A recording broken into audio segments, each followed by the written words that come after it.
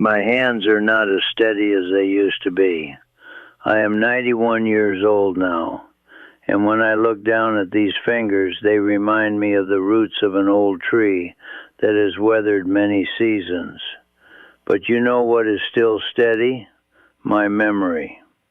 And today, sitting here by the same windowsill where I have tended my plants for over 60 years, I want to share something with you that has kept my lungs strong, my breath easy, and my spirit alive through decades when pharmacy shelves were empty, when illness came without warning, and when I had to become my own healer. This is not just about a plant. This is about freedom. Freedom from depending on bottles and pills for something your own garden can give you, freely and with love. I remember a winter, it was 1968, I think, when my youngest son caught a cough that would not go away. His mother was so worried that I could see it in her eyes every morning. We did not have much money. The pharmacy was far away, and the medicines were expensive. But outside my window, in a simple clay pot that my wife had painted with tiny blue flowers, there was a single plant with soft, fuzzy leaves that looked almost like velvet when the light touched them. That plant was mullein, though I did not know its fancy name then. My own mother had brought a seed to me years before, wrapped in old cloth, with a note that said, "This has saved more lungs than any doctor I have known." I was skeptical then. I was young and believed that real medicine came from real stores. But desperation teaches us to listen to the wisdom of our elders, and so I decided to try. What happened in the next 2 weeks changed the way I looked at healing forever. We made a tea from those fuzzy leaves, and within days, not weeks but days, my son's cough began to soften. Within 2 weeks it was almost gone. He could run and play again. His mother's worried eyes became calm again. That simple plant, with its broad leaves and quiet strength, had done what expensive medicine could not do in the same time. And from that moment forward, I understood something very important. The most powerful healing does not always come in a box with a label. Sometimes it grows right there on your windowsill, asking for nothing but a little soil, water, and sunlight. Now, let me tell you about this plant more carefully, because this is knowledge that I have spent 60 years gathering, and I want you to understand not just what to do, but why it works and how to do it right. The plant I am talking about is mullein. In some places, people call it lungwort. In others, it is the torch plant because the flowers can grow on a tall spike like a flame. But whatever your grandmother called it, it has been healing human lungs for thousands of years. I have read that ancient people used it, that healers in the mountains used it, that people everywhere used it. And there is a reason for this. It is not magic, though sometimes natural healing can feel that way. It is chemistry and evolution, and the simple fact that some plants have spent millions of years becoming exactly what our bodies need. The reason mullein is so good for your lungs is this. Inside those soft, fuzzy leaves are compounds that help calm inflammation, that help loosen thick mucus so your body can clear it away, and that have properties that actually soothe the irritation in your respiratory system. When you have a cough, your body is trying to clear something. But sometimes the irritation itself causes more coughing, and it becomes a circle. Mullein breaks this circle. I have seen it work hundreds of times over the decades. Sometimes it works in days. Sometimes it takes a week or two. But it works with your body, not against it, which is the most beautiful kind of medicine. Growing mullein on your windowsill is so simple that I worry sometimes that people will not believe me. The plant wants to live. It is not fragile or demanding. In fact, it is stronger and more determined than almost anything you will plant. It is like an old friend who does not need much to be happy. First, you need seeds. You can order them online from any garden company, or if you know someone who already grows mullein, you can ask them for seeds. Each plant makes thousands of seeds, so real growers are usually happy to share. The seeds are tiny, almost like dust, so handle them with care. You do not need fancy soil. I use regular potting soil from the garden store. Fill a small pot. I like clay pots because they breathe and because I love the feeling of them in my hands. About 3/4 full. Sprinkle the seeds on top. Here is something important. Mullein seeds need light to germinate. This means you do not cover them with soil. You just press them gently into the soil and they sit on top. Water them carefully with a mist so you do not wash them away. In my experience, they sprout in about 10 to 14 days if your home is warm enough. Be patient. Some seeds take longer, and this is normal.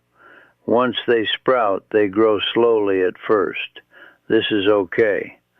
Slow growth often means strong growth. Give them bright light. A sunny windowsill is perfect. Water them when the soil feels dry, but not so much that they sit in water. Mullein does not like wet feet.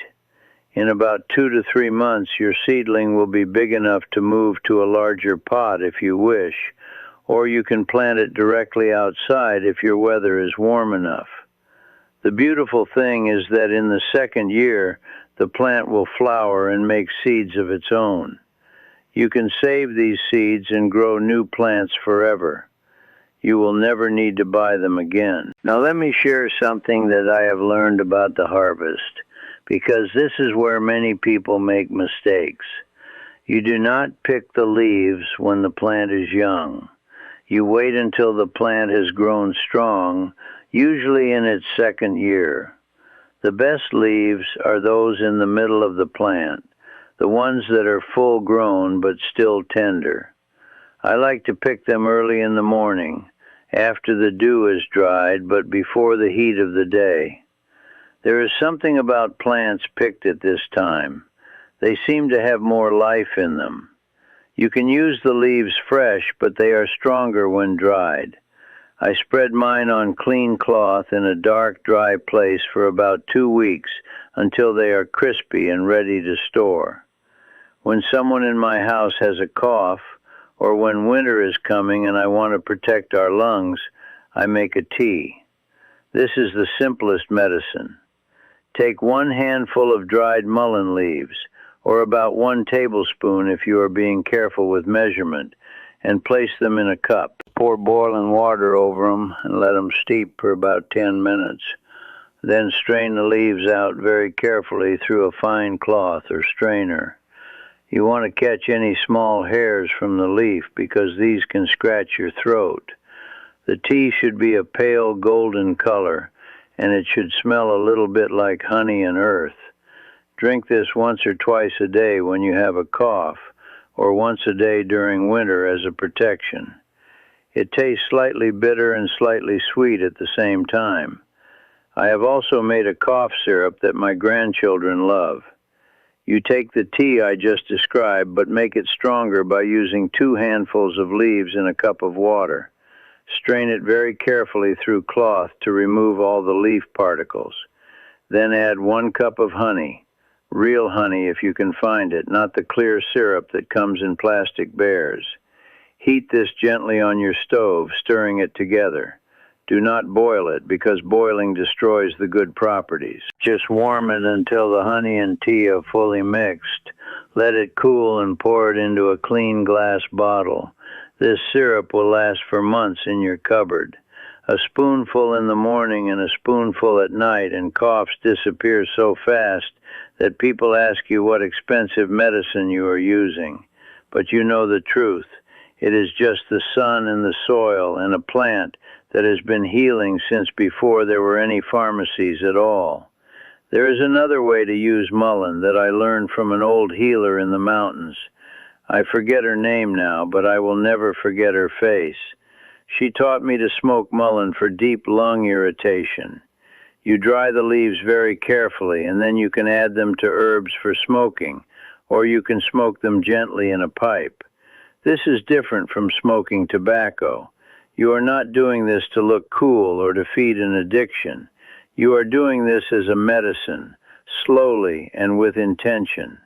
The smoke goes into your lungs and calms the irritation directly. I know this sounds strange to modern ears, but it has been used in this way for centuries, and it is very effective. For people with asthma or deep, persistent coughs, this can be a gift. Over 60 years of growing this plant and using it with my own family and my neighbors, I have learned many small things that matter. I have learned that people who grow their own healing plants tend to take better care of themselves in other ways too. When you have your hands in soil, when you watch something grow from a tiny seed into a plant that heals you, it changes something in your spirit. You become more patient. You understand more deeply that good things take time. You trust the natural world more. You worry less about small pains and problems because you know that your body is wise and your plants are there to help you. I have watched people come to my home sick and tired, dependent on pharmacy bottles and worried about side effects. I have given them a cutting or a seed and told them to grow it and watch it. And 6 months later, I see them again, and they are different people. Not just healthier, though they are that, but more hopeful, more connected to something real and true, more powerful in their own lives. This is the real gift of this plant. It is not just the healing. It is remembering that you do not have to depend on stores and systems that do not always have your best interest at heart. You can make your own medicine. You can be your own healer. I want to tell you about my own health because I think it will help you understand why I am speaking to you so passionately about this. I am 91 years old. When people my age introduce themselves, they usually spend a lot of time talking about their aches and pains, their surgeries, their medications. But I rarely do this. My lungs are clear and strong. I do not take cough syrup. I do not take many medicines at all. I am not sick often. I walk every day. I can still hear well. My mind is sharp. And I attribute much of this to the plants I have grown and used over these 60 years. Not just mullein, though mullein is special, but many plants. Ginger for digestion, lavender for sleep, thyme for coughs, sage for my throat. I have literally never bought a pharmacy cough syrup in my life, and I have lived through times when sickness was very common and very dangerous. This is not luck. This is knowledge passed down, tested, and deepened by experience. And now I want to pass it to you. Let me be clear about something important. I am not saying that you should never go to a doctor. I am not saying that pharmacy medicines are all bad. There is a time and place for them. If someone has pneumonia or a serious infection, they may need real medicine quickly. I understand this. But I am saying that for the normal coughs and colds and respiratory irritations that are part of life, your own plant can help you. And I am saying that the act of growing your own healing plants is one of the most powerful things you can do for your independence, your health, and your peace of mind. What saddens me now in my very old age is that so many young people have lost connection with this knowledge. They have been taught to believe that healing only comes from stores and doctors. They do not know that their grandmother knew these plants. They do not know that their great-great-grandmother grew these plants and passed seeds to her daughters and granddaughters.